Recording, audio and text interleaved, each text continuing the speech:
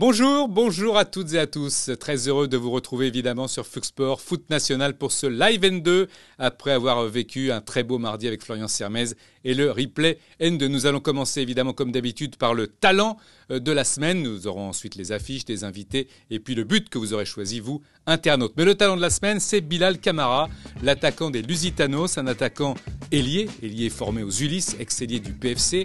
Il a grandi avec un certain dans son viseur Anthony Martial, qui se morfond un petit peu actuellement à Séville, mais malgré tout qui reste avec un énorme potentiel. Bilal Camara lui aussi en a. Il a éliminé beaucoup de joueurs en face à face. Il a marqué un but important contre Épinal 2-2. Lusitanos, c'est l'équipe qui a le moins perdu de matchs. 3 défaites, le moins dans le championnat, à part le leader bien évidemment. Attention à ce joueur, Remand, je vous le disais, dribbleur, efficace, réaliste. Il a tout pour plaire. C'est Bilal Camara de Lusitanos. Vous le savez bien sûr, tous les vendredis, nous cherchons une affiche. Il y en a plusieurs ce week-end qui arrive, bien sûr.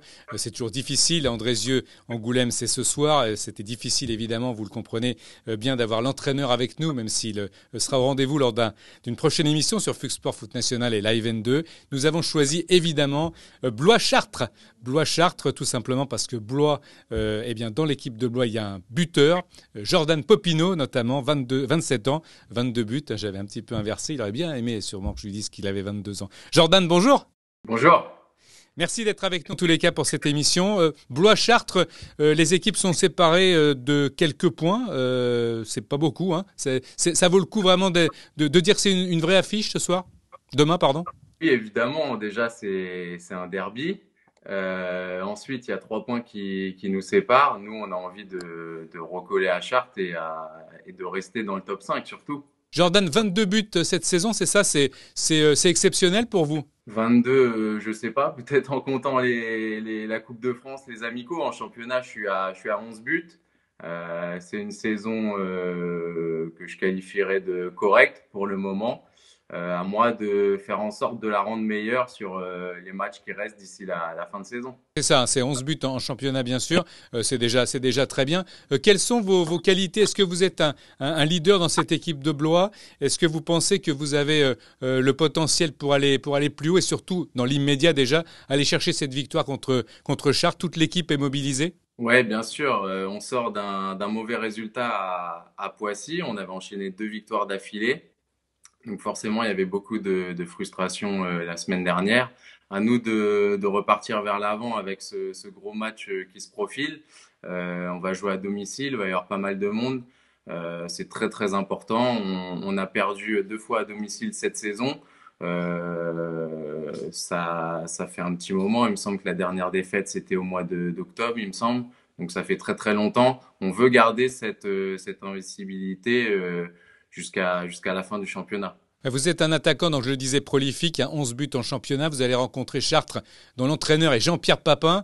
Ça a été un de vos modèles. Vous êtes évidemment jeune, mais vous avez certainement vu ses exploits. Est-ce qu'on a une petite appréhension, une certaine fierté à croiser ce genre d'ancienne gloire? Évidemment, c'est toujours un plaisir. Alors moi j'étais jeune quand il jouait, mais j'ai vu des cassettes, j'ai vu tout ce qu'il a fait, une carrière incroyable, un ballon d'or. C'est un modèle, notamment sur les papinades, gestes incroyables qu'il maîtrisait à la perfection. Donc c'est un petit supplément parce qu'évidemment, chaque équipe qui affronte Chartres, on associe souvent à Jean-Pierre Papin. Après, Jean-Pierre Papin, demain, il sera pas sur le terrain, ce sera ses joueurs. Donc on fera en sorte de mettre le maximum d'ingrédients pour remporter ce match et c'est un plaisir de le croiser, évidemment. En termes de réussite personnelle et collective pour cette équipe de Blois, vous avez le sentiment que l'équipe est dans les clous par rapport aux ambitions définies en début de saison? Bien sûr, l'objectif en début de saison, c'était le maintien. Bon, aujourd'hui, mathématiquement, c'est pas fait, mais on peut quand même être honnête, lucide et dire qu'on est très très proche du maintien. On a 36 points. Ouais. Il y a beaucoup d'équipes derrière nous. On a pas mal de points d'avance sur la zone de relégation. Donc, l'objectif est rempli. C'est une bonne saison pour le club. Après, nous, les joueurs, on veut rester dans ce top 5 puisque ça aurait quand même beaucoup plus de saveur. Ouais, vous aviez été retenu par Live N2, Fuxsport et Foot National en étant un des talents du week-end il y a quelques semaines. Quels sont Qu'est-ce que vous diriez de vos qualités, de vos défauts, les choses à travailler éventuellement pour un buteur? L'efficacité est là, malgré tout, on le disait, on le répète, 11 buts, c'est quand même un total satisfaisant. Ouais, comme je dis, c'est la régularité qui prime, notamment pour les attaquants. Faut se fixer des objectifs en début de saison. Moi, je fixe un objectif à 10 buts, hein, comme premier palier. Après, si on peut faire plus, évidemment, on va pas s'en priver. Après, moi, je suis un joueur qui aime participer au jeu. Je suis plus à l'aise dans un 4-4-2 parce que j'ai plus de liberté. Mes qualités principales, je dirais surtout ma qualité d'appel de balle. Et après, dans la progression, c'est toujours sur voilà, tenir 90 minutes, les efforts défensifs et être forcément plus costaud, plus solide dans les duels puisque j'ai un petit gabarit. Dernière question, Jordan, avant de se quitter. 27 ans, Blois, National 2.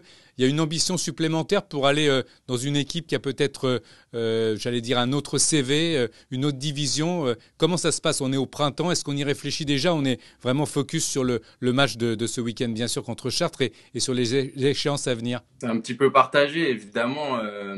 Comme je vous ai dit, il reste 8 ou 9 matchs. Donc, il reste du temps pour faire encore de bonnes choses. Donc, faut pas oublier ça. Moi, je suis concentré sur ces matchs restants.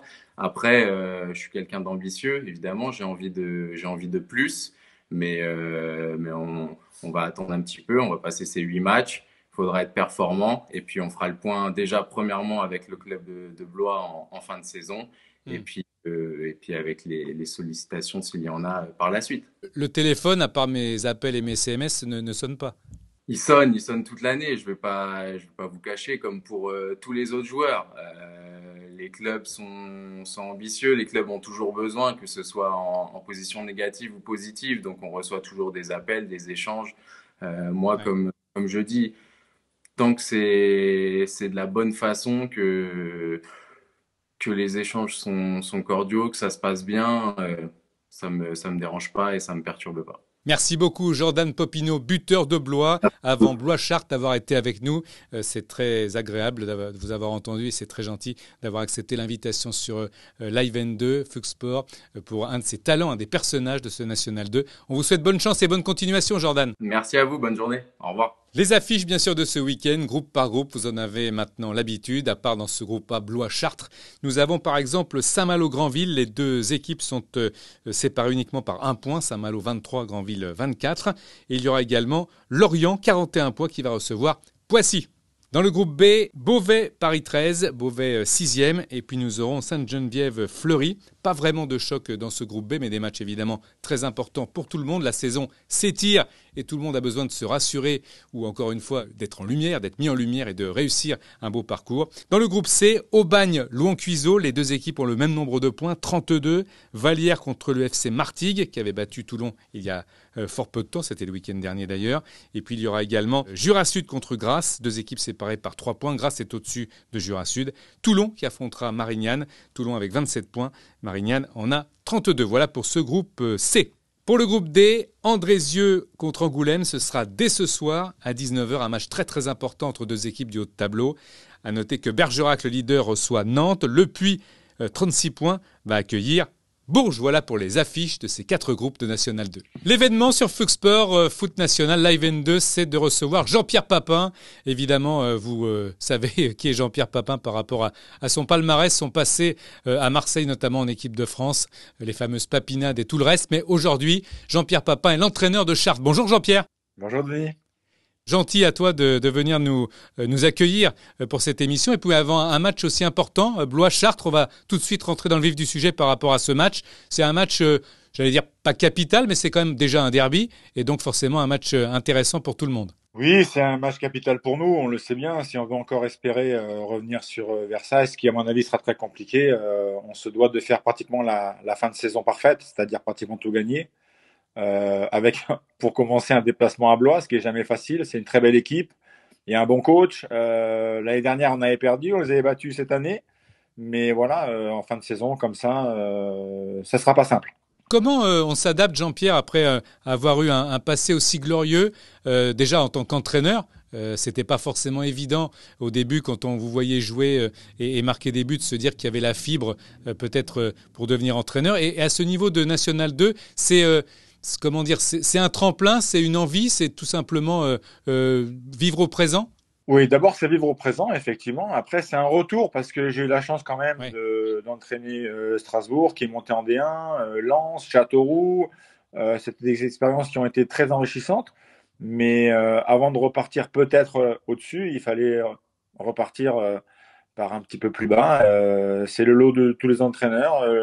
Une fois que tu sors du cercle, pour y retourner dans le cercle, c'est compliqué. Une curiosité, parce que c'est vrai qu'on admire toujours les anciens grands joueurs, les anciens grands entraîneurs, etc. Quel est le regard que vous portez ou que portent les autres sur vous quand vous arrivez avec Chartres, à Blois, ailleurs, en National 2 ? Est-ce qu'il y a un regard particulier même de la jeune génération qui ne vous connaît pas forcément en tant que... Sincèrement, j'en sais rien. Sincèrement, j'en sais rien. Ouais. Je vois avec mes joueurs comment je suis perçu. Alors, c'est sûr qu'à l'extérieur, c'est un petit peu différent, certainement. Je pense qu'il y a beaucoup d'attentes. Il y a beaucoup de surprises. Mais je pense que moi, je suis populaire. Donc, si tu veux, ça me pose aucun problème. J'essaye d'être sympa avec les gens, de faire les autographes, de faire les selfies. Voilà, après, j'ai pas à me changer, je suis comme ça et ça, je le vis plutôt bien. Content, j'imagine, heureux d'être à Chartres, mais est-ce que c'est une envie aussi maintenant, après avoir réussi quand même une belle saison? Quoi qu'il arrive, ce sera une belle saison, évidemment, sauf catastrophe par les résultats qui arrivent, mais on en doute. Donc, ça sera une belle saison. Est-ce que ça vous titille de retrouver un plus haut niveau? Puisque, comme vous le disiez, vous le rappeliez, Jean-Pierre, vous avez aussi goûté au haut niveau. Alors l'envie, oui, bien sûr, parce que quand on arrive à avoir la possibilité il faut prendre sa chance parce que le football c'est quand même quelque chose qui est très particulier. Mais au jour d'aujourd'hui, moi je m'attache déjà à essayer de remplir le projet de Chartres, c'est-à-dire déjà arriver au niveau supérieur. Parce que notre projet à nous, via la mairie, il commencera que quand on sera monté. Donc, le plus compliqué, on le sait, c'est monter parce qu'il n'y en a qu'un qui monte. Ouais. Et il y a de très, très belles équipes en N2. C'est vraiment des batailles chaque semaine. Et je pense que tout le monde peut battre tout le monde. Donc, c'est pas simple. Donc, nous, cette année, effectivement, on a fait une très, très bonne saison. On a fait surtout une début d'année assez exceptionnel. Mais on a perdu, je pense, notre éventuelle montée au début de la saison. On a perdu 6 fois. Et 6 fois, quand tu perds de cette manière, tu ne peux pas monter. Jean-Pierre, cette équipe de Chartres donc, qui est au pied du mur, entre guillemets, à Blois pour continuer dans son action, cette volonté d'aller plus haut, d'aller plus fort. Est-ce que vous parlez à vos joueurs en tant qu'ancien attaquant? Est-ce que les attaquants ont plus d'attention pour vous dans votre équipe? Est-ce que vous les conseillez un peu plus que par rapport aux autres? Non, pas plus, autant que les autres. Après, on attaque bien, c'est vrai, on a la meilleure attaque du groupe, donc ça veut dire qu'on est quand même capable de marquer des buts à tout le monde. Voilà, la difficulté, ça a été pas de marquer, ça a été de pas en prendre, ça c'était plus compliqué. Mais une fois qu'on a eu réglé la mire en début d'année, on a fait une très très belle série et aujourd'hui on se retrouve le deuxième derrière Lorient, derrière Versailles et Lorient, sachant que Lorient ne monte pas, donc on est second. Mais 8 points, c'est énorme. 8 points en 8 matchs, c'est énorme. Je crois aussi que vous avez beaucoup d'activités annexes. J'ai cru voir que vous étiez parrain de l'édition du mondial des U12, c'est ça? Ouais, moi j'ai j'aime bien. Moi, j'ai besoin d'avoir des journées remplies. Donc déjà tous les jours avec les joueurs, c'est bien rempli. C'est plein d'émotions. C'est beaucoup de sérieux, mais c'est vrai que j'aime moi faire des choses à côté. Et, c'est vrai que j'ai la chance de pouvoir faire pas mal de choses. Ouais. Merci beaucoup, Jean-Pierre. Merci beaucoup, Jean-Pierre Papin, d'avoir été avec nous avant ce Blois-Chartres. Et puis, vous étiez l'événement de cette émission Fuxsport Foot National sur Live N2. Et bonne continuation, Jean-Pierre. Bon match. Merci beaucoup, Denis. À très bientôt. À bientôt. Vous le savez évidemment depuis le début de cette émission, maintenant il y a quelques semaines, sur Foot National, Live N2 et Fuxsport. C'est vous qui choisissez le but de la semaine. Regardez celui-là. Il est l'œuvre de Gaussou Sakho, le joueur de Fréjus, qui reprend ce corner de manière peu académique. Mais regardez cette volée. Elle est magnifique, superbe. Elle va se ficher dans le petit filet. C'est vrai qu'on peut la revoir. C'est assez extraordinaire ce geste. On dirait qu'il est un petit peu en balance, Sakho, mais il réussit à marquer pour Fréjus, à égaliser hier. Malheureusement pour lui, les hommes de Jean-Guy Wallem, son entraîneur, perdront sur le score de 2-1. Voilà, pour cette émission, c'est terminé. On se retrouve très bientôt. N'oubliez pas mardi, Florian Sermez, bien sûr, pour Replay N2. À plus.